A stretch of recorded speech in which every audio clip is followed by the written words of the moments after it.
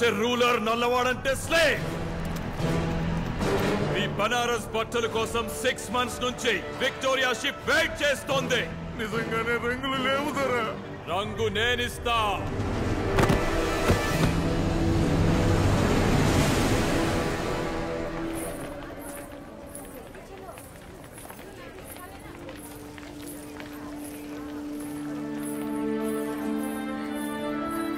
మీ పెళ్లి ఒక పండగ. హిందువులు ముస్లింలు కలిసి జరుపుకుంటున్న ప్రేమ పండగ. రండి.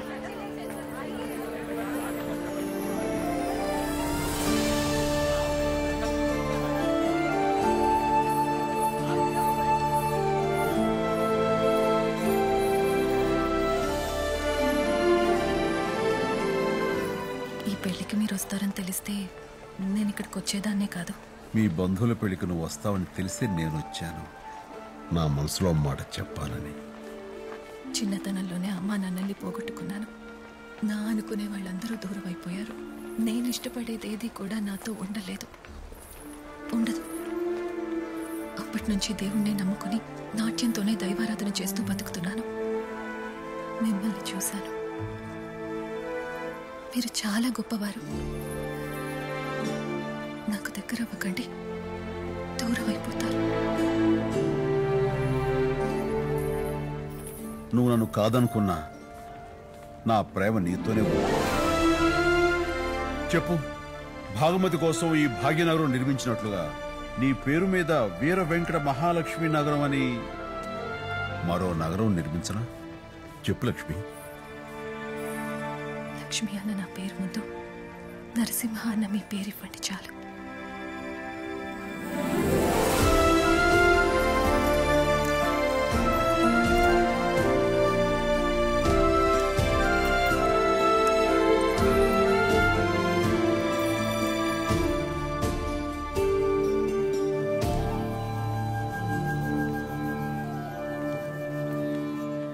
స్వామి, నొస్సం కోటకు కబురు పెట్టాను. నరసింహ అక్కడ కూడా లేడు. ఈ రోజు కార్తీక పౌర్ణమి. తనే కొండ మీద దీపం పెట్టాలి. గుర్తుందో లేదో? ప్రతి కార్తీక పౌర్ణమికి తనే దీపం పెడుతున్నాడుగా. ఈరోజు కూడా తనే వెలిగిస్తాడు.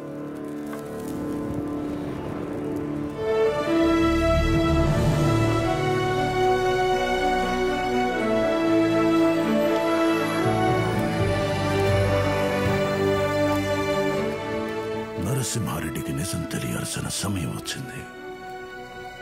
రేపే యజ్ఞానికి సిద్ధం చేయండి.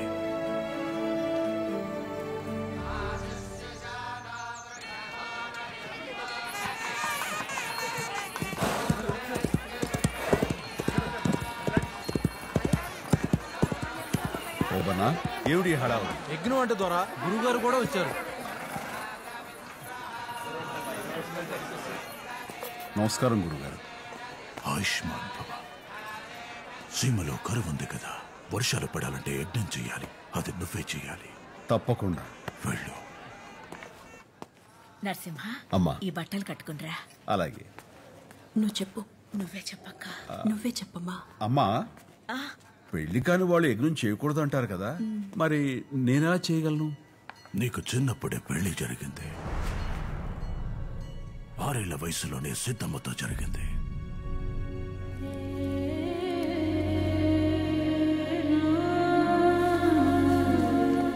నీ చిన్నప్పుడు కూడా సీమకి ఇలాంటి కరువే వచ్చింది. జాతకరీత్యా నువ్వే యజ్ఞం చేయాలన్నారు. తప్పనిసరి పరిస్థితుల్లో నీకప్పుడు సిద్ధమనిచ్చి పెళ్లి చేసి యజ్ఞం చేయించాం.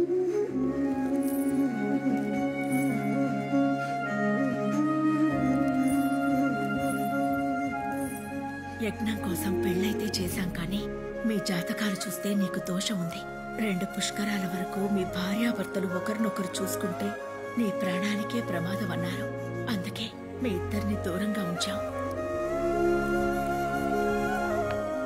ఇప్పుడు మళ్ళీ యజ్ఞం చేయాల్సిన సమయానికి నీ దోషం ముగిస్తుంది. సిద్ధమ్మతో జరిగిన నీ పెళ్లి దైవ నిర్ణయం. వెళ్ళు. సిద్ధంగా జనం కన్నీళ్లు తుడవడానికి సిద్ధమ్మతో కలిసి యజ్ఞం చేయి. వెళ్ళు.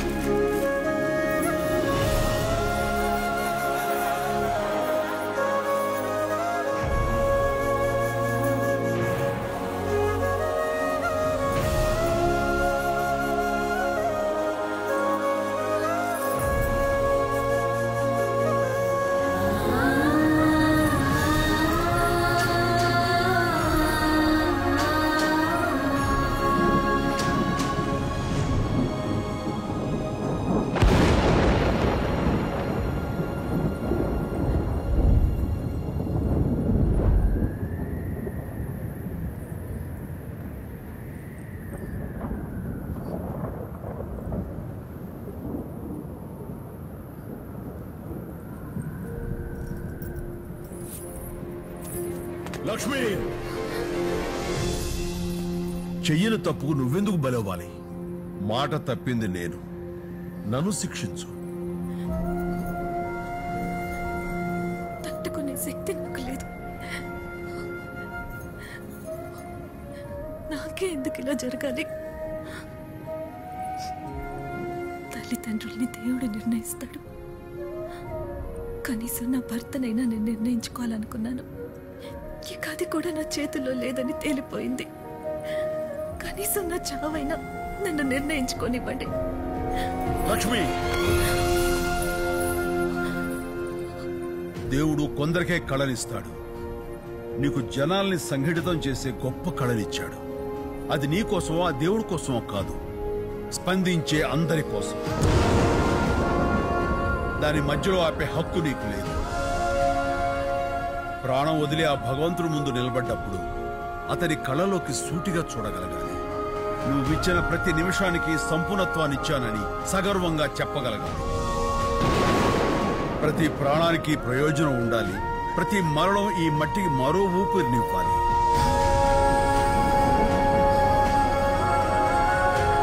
ఎందుకు పుట్టావో తెలిసినప్పుడే ఎందుకు చావాలో తెలుస్తుంది లక్ష్మి.